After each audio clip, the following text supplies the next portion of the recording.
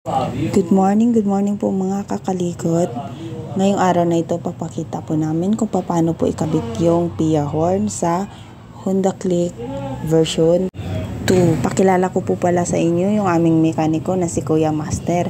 Yan po ay tumanda na po pagdating po sa pagwawiring. Bali dalawa po yan sila dito na kumakabit ng pagwawiring at lalo na pagbibiyak ng makina. Pero mas master po niya ang pagwawiring, kaya pag pupunta po kayo dito sa shop, hanapin niyo lang po si Kuya Master. Kung wala naman po siya, si Gino po.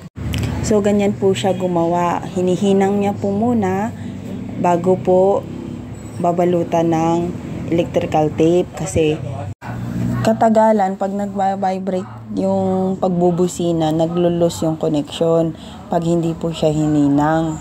So, mas maigi pag nahinang muna bago babalutan ng electrical tape. Pati po yung sa relay, nahinang din. Hindi po yung basta-basta lang na pinadikit lang. Tsaka babalutan niya po ng electrical tape. Sa mga interesado po, PM na lang po kayo sa page. At huwag pong kalimutan mag-follow, like, and share. Maraming salamat po sa suporta.